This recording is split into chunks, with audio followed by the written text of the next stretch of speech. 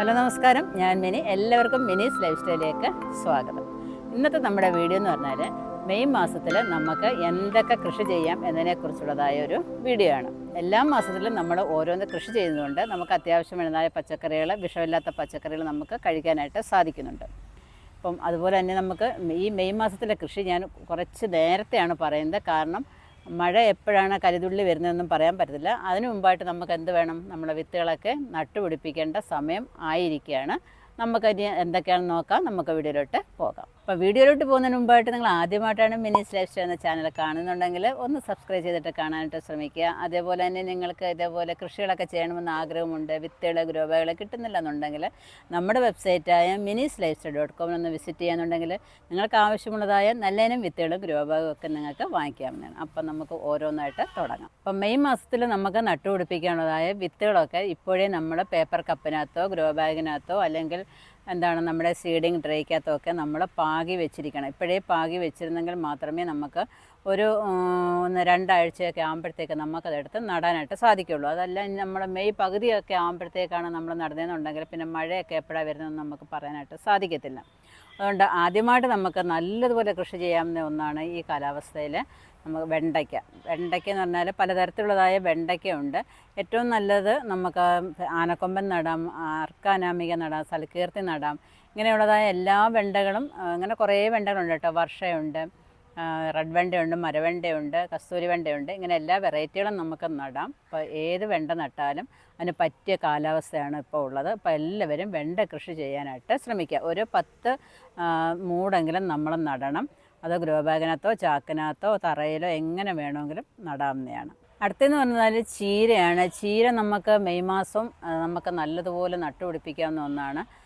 May മാസത്തിൽ നല്ലതുപോലെ നമുക്ക് കീടശല്യങ്ങളും ഒന്നുമില്ലാതെ നമുക്ക് നട്ടുപിടിപ്പിക്കാനായിട്ട് സാധിക്കും. പലതരത്തിലുള്ളതായ ചീരകളുണ്ട്. നിങ്ങൾക്കൊക്കെ ഇപ്പം വെറൈറ്റിയൊക്കെ നിങ്ങൾ നട്ടുപിടിപ്പിക്കുന്നുണ്ട്. ഏകദേശം എല്ലാവർക്കും അറിയാം എന്തൊക്കെ ചീര ഉണ്ടെന്നുള്ളത്. സുന്ദരിച്ചീര എന്ന് പറഞ്ഞാൽ അത് ഒരു മൂട് മതി നമുക്ക് തോരൻ വയ്ക്കാനായിട്ട്. കാരണം അത്ര ശിഖരങ്ങൾ പൊട്ടി ഉണ്ടാകുന്ന ഒന്നാണ് സുന്ദരിച്ചീര എന്ന് പറയുന്നത്. നല്ല ടേസ്റ്റുമാണ് അതിന്. സുന്ദരിച്ചീര, പാൽച്ചീര, പിന്നെ മയിൽപ്പീരി ചീര, വ്ളാത്താങ്കര ചീര, ചെമ്പട്ട് ചീര, റെഡ് ചീര, അരുൺ ചീര, ഇങ്ങനെയൊക്കെ കുറേ ചീരകളുണ്ട്. അപ്പോൾ ഏതെങ്കിലുമൊക്കെ നമ്മൾ നട്ടുപിടിപ്പിക്കുകയെന്നുണ്ടെങ്കിൽ ഇലവർഗ്ഗങ്ങളൊക്കെ നമുക്ക് കഴിക്കാനായിട്ട് സാധിക്കും. അടുത്തെന്ന് പറഞ്ഞാൽ പച്ചമുളകാണ്. പച്ചമുളക് ഞാൻ എപ്പോഴും പറയുന്നതാണ്, വീടായാൽ ഒരു പച്ചമുളക്, കറിവേപ്പൊക്കെ നട്ടുപിടിപ്പിക്കണം എന്നുള്ളത്. അപ്പം പച്ചമുളകിൻ്റെ കൃഷി വീഡിയോ ഒക്കെ നമ്മൾ ഇട്ടിട്ടുണ്ട്. അതൊരു ക്ലാസ് രൂപത്തിലാണ് നമ്മൾ ഇട്ടിരിക്കുന്നത്. 4 ക്ലാസ് ഇട്ടിട്ടുണ്ട്. അപ്പം അത് അനുസരിച്ച് നിങ്ങൾ നട്ടിട്ടുള്ളവരാണെന്നുണ്ടെങ്കിൽ നിങ്ങൾക്ക് എന്തായാലും നിങ്ങളുടെ വീട്ടിൽ പച്ചമുളക് ഇപ്പം പൂത്ത് കായകളൊക്കെ പിടിക്കാനായിട്ട് തുടങ്ങിക്കാണും. എൻ്റെതും ഇപ്പം പൂത്ത് കായകളൊക്കെ പിടിക്കാനായിട്ട് തുടങ്ങിയിട്ടുണ്ട്. ഇനി 5ാമത്തെ ഒരു വീഡിയോയും കൂടെ ഞാൻ ഇടും. ഒരു വളപ്രയോഗം കൂടെ ഉണ്ട്. അപ്പോൾ അതും കൂടെ ഞാനിനി തൊട്ടടുത്ത വീഡിയോ ഞാൻ കാണിക്കാം. ഇപ്പം എന്തായാലും നിങ്ങൾ പച്ചമുളകൊക്കെ ആ വീഡിയോ അനുസരിച്ച് നിങ്ങൾ വളപ്രയോഗമൊക്കെ ചെയ്യാമെന്നുണ്ടെങ്കിൽ ഈ മാസം നമുക്ക് അടിപൊളിയായിട്ട് പച്ചമുളക് നട്ടുപിടിപ്പിക്കാനായിട്ട് സാധിക്കും. പച്ചമുളക് തന്നെയാണെന്നുണ്ടെങ്കിലും കുറേ വെറൈറ്റികളുണ്ട്. ഇപ്പം പച്ചക്കറി മുളകുണ്ട്, അതേപോലെ തന്നെ കാശ്മീരി മുളക്, ഉണ്ടമുളക്, മാലിമുളക് തന്നെ, നീണ്ട മുളക്, പച്ചക്കാന്താരി, വയലറ്റ് കാന്താരി, റോയൽ ബ്ലാക്ക് മുളക്, അങ്ങനെ കുറേ പേരുകൾ ഉള്ള പച്ചക്കറി മുളകുകളൊക്കെ നമ്മുടെ സൈറ്റിലും അവൈലബിൾ ആണ്. അതേപോലെ തന്നെ വെറൈറ്റി ആഗ്രഹിക്കുന്നവർക്ക് വാങ്ങിച്ച് നടാവുന്നതാണ്. എന്തായാലും ഏതെങ്കിലും തരത്തിലുള്ളതായ പച്ചമുളക് നമ്മുടെ വീട്ടിൽ നട്ടേ മതിയാകും.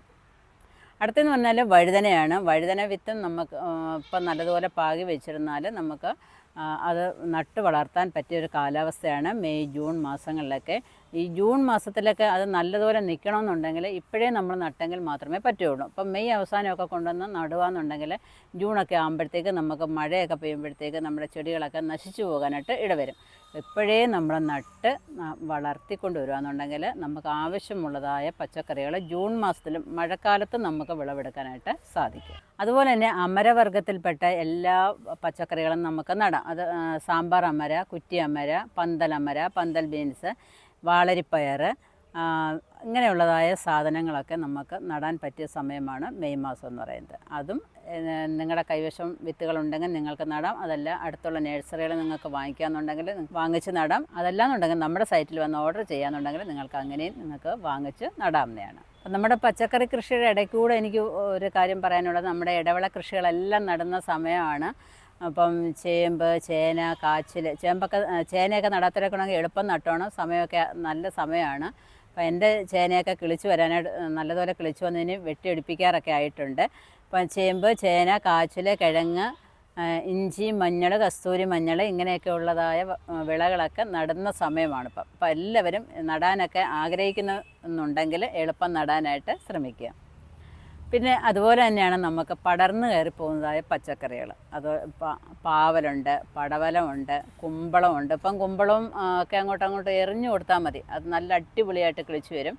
നെയ്ക്കുമ്പളം, അതേപോലെ തന്നെ നമ്മുടെ തടിയങ്കായ ഒക്കെ, വലിയ കുമ്പളം, അതൊക്കെ നടണമെന്നുള്ളവർ എളുപ്പം നട്ടോളുക. നല്ല കാലാവസ്ഥയാണ്, നല്ലതുപോലെ പടർന്നു കയറി വരികയും നല്ലതുപോലെ കായ്കളും പിടിച്ചോളും. അടുത്തയാണ് പയറെന്ന് പറയുന്നത്. പയർ ഞാൻ പറയണ്ടല്ലോ, നിങ്ങൾക്ക് എല്ലാവർക്കും അറിയാം, ഏത് കാലാവസ്ഥയിലും നമുക്ക് പിടിപ്പിച്ചെടുക്കാൻ പറ്റിയ ഒന്നാണ് പയറെന്ന് പറയുന്നത്. ഒന്നങ്ങോട്ട് കഴിയുമ്പോൾ അടുത്ത് നമ്മൾ നടുകയെന്നുണ്ടെങ്കിൽ നമുക്ക് അതും ഇഷ്ടം പോലെ നമുക്ക് പയർ വിളവെടുക്കാനായിട്ട് സാധിക്കും. എൻ്റെ ആദ്യം നട്ട പയറൊക്കെ വിളവ് കുറഞ്ഞിട്ടുണ്ട്. അപ്പോൾ അതിന് ശേഷം ഞാൻ നട്ടിരിക്കുന്ന പയറാണ്. അവിടെ പുറവിൽ സുമന്ത് നട്ടിട്ടുണ്ട്, അതിൻ്റെ തൊട്ട് പുറകിലായിട്ട് പിന്നെ അർക്കമംഗളം നട്ടിട്ടുണ്ട്, പിന്നെ കുറച്ച് കുറ്റിപ്പയർ നട്ടിട്ടുണ്ട്. ഇങ്ങനെ ഓരോന്നും ഇങ്ങനെ കയറ് കെട്ടിങ്ങാണ്ട് എൻ്റെ പുറകുവശത്തൊക്കെ ഇങ്ങനെ നട്ട് പിടിപ്പിച്ചിരിക്കുകയാണ്. അപ്പം വെറുതെ സമയം പാഴാക്കി കളയാതെ നമ്മളിങ്ങനെയൊക്കെ എന്തെങ്കിലുമൊക്കെ പച്ചക്കറികൾ നടാമെന്നുണ്ടെങ്കിൽ, കുറച്ച് ക്ഷമയും ഒക്കെ ഉണ്ടെന്നുണ്ടെങ്കിൽ നമുക്ക് അടിപൊളിയായിട്ട് നമുക്ക് പച്ചക്കറി കൃഷി ചെയ്യാനായിട്ട് സാധിക്കും. പയറിൻ്റെ തന്നെ പല വെറൈറ്റി ഉണ്ട്. സുമന്തുണ്ട്, അർക്കമംഗളയുണ്ട്, കുറ്റിപ്പയറുകൾ തന്നെ പല തരമുണ്ട്. വൈജയന്തി ഉണ്ട്, ലോലാപ്പയറുണ്ട്, ജ്യോതിക, ഗീതിക, ഇങ്ങനെ നീളുന്ന പയറുകളുടെ സൈസെന്ന് പറയുന്നത് പല ടൈപ്പുകൾ. നമ്മൾ കുറച്ചെങ്കിലുമൊക്കെ നമ്മൾ പയർ നട്ടുപിടിപ്പിക്കുകയെന്നുണ്ടെങ്കിൽ നമ്മുടെ മുറ്റത്ത് നിൽക്കുന്നത് കാണുമ്പോൾ തന്നെ നമുക്കൊരു പ്രത്യേക ഒരു സന്തോഷമാണ്. അപ്പോൾ ഞാൻ നല്ല നീളമുള്ള പയറൊക്കെ നട്ടിട്ടുണ്ട്.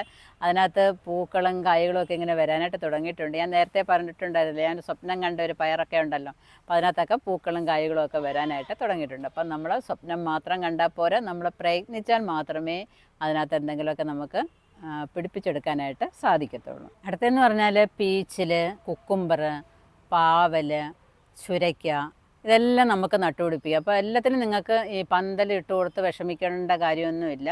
അപ്പം നമ്മുടെ നാട്ടിൻപുറത്തൊക്കെ താമസിക്കുന്നവർക്കാണെന്നുണ്ടെങ്കിൽ ഓല വെട്ടിയിട്ടിട്ട് അതിൻ്റെ മുകളിലോട്ട് നമുക്ക് പടർത്തി വിടാം. അതല്ല ചുള്ളിക്കമ്പുകളൊക്കെ ഉണ്ടെങ്കിൽ അതിൻ്റെ മുകളിലോട്ട് നമുക്ക് എല്ലാം നിരത്തി ഇങ്ങനെ ഇട്ടിട്ട് ഒരു സൈഡിലോട്ടൊക്കെ കൊണ്ടുവന്ന് ഒതുക്കിയിട്ട് കൊടുക്കാമെന്നുണ്ടെങ്കിൽ ഗ്രോ ബാഗും അതിൻ്റെ സൈഡിൽ വെച്ച് കൊടുക്കാമെന്നുണ്ടെങ്കിൽ അതൊക്കെ ഇങ്ങനെ അങ്ങ് പടർന്ന് കയറി അങ്ങ് പൊക്കോളും. അപ്പോൾ ഇത്രയും കാര്യങ്ങളൊക്കെ നിങ്ങളൊന്ന് ശ്രദ്ധിക്കാമെന്നുണ്ടെങ്കിൽ നമുക്ക് മെയ് മാസ കൃഷിയും നല്ല അടിപൊളിയാക്കി എടുക്കാനായിട്ട് സാധിക്കും. ഓരോ മാസവും നിങ്ങൾ എന്തെങ്കിലുമൊക്കെ കൃഷി ചെയ്യാനായിട്ട് ശ്രമിക്കുക. ഇങ്ങനെ കാലിയാവുന്ന ഗ്രോ ബാഗുകളൊക്കെ നിങ്ങളെന്തോ വേണം, മണ്ണൊക്കെ ഒരുക്കി ഇങ്ങനെ വെച്ചേക്കണം. മഴക്കാലത്തേക്ക് മണ്ണൊക്കെ ഇങ്ങനെ നമ്മൾ അളിഞ്ഞു പൊളിഞ്ഞു കിടക്കുന്നതായ മണ്ണൊക്കെ നമുക്ക് ഒരുക്കാൻ ബുദ്ധിമുട്ടായിരിക്കും. അത് ഇപ്പോഴേ നിങ്ങളെന്തോ വേണം, മണ്ണൊക്കെ ഒരുക്കി ട്രീറ്റ് ചെയ്തൊക്കെ ഇങ്ങനെ വെച്ചേക്കാമെന്നുണ്ടെങ്കിൽ, ചാക്കിനകത്ത് കെട്ടിയോ അല്ലെങ്കിൽ ഒരിടത്ത് കൂട്ടി ഒക്കെ വെച്ചേക്കാമെന്നുണ്ടെങ്കിൽ നമുക്ക് അടിപൊളിയായിട്ട് കൃഷി ചെയ്യാനായിട്ട് സാധിക്കും. ഞാൻ നേരത്തെ പറഞ്ഞിരുന്ന കാര്യങ്ങളൊക്കെയാണിത്. മഴ പെയ്യുമ്പോഴും നമുക്ക് മണ്ണ് ഒരുക്കാനൊക്കെ പ്രയാസമായിരിക്കും, കാരണം കുഴഞ്ഞൊക്കെ ഇരിക്കും. അപ്പോൾ അതുകൊണ്ട് ഇപ്പോഴേ മണ്ണൊക്കെ എടുത്ത് വെക്കുക, ആവശ്യത്തിന് വേണ്ട കരിയില എടുത്ത് വെക്കുക. ഇങ്ങനെയൊക്കെ ചെയ്യാന്നുണ്ടെങ്കിൽ അടിപൊളിയായിട്ട് നമുക്ക് കൃഷി ചെയ്യാനായിട്ട് സാധിക്കും. അപ്പോൾ നിങ്ങൾക്ക് എല്ലാവർക്കും ഈ മെയ് മാസ കൃഷി വീഡിയോ ഇഷ്ടപ്പെട്ടാണെന്ന് വിചാരിക്കുന്നു. അപ്പോൾ നിങ്ങളും ഇതേപോലെ കൃഷി ചെയ്യാനായിട്ട് ശ്രമിക്കണം. എല്ലാ മാസവും ഞാൻ ഈ പറഞ്ഞു തരുന്നത് എല്ലാവരും എന്തെങ്കിലുമൊക്കെ ചെയ്യട്ടെ എന്ന് കരുതിയിട്ട് മാത്രമാണ്. പുതുതായിട്ട് കുറേ പേര് നമ്മുടെ കൃഷി വീഡിയോസൊക്കെ കാണുന്നുണ്ട്. അപ്പം എല്ലാവരും ഇങ്ങനെ ഒരു കൃഷിയുടെ ലോകത്തേക്ക് വരണം. കാരണം ഇനി അടുത്ത തലമുറയും ഇതേപോലെ കൃഷി പാഠങ്ങളൊക്കെ നമ്മൾ ചെയ്യുന്ന കണ്ടാലേ അടുത്ത തലമുറയും ചെയ്യുള്ളൂ.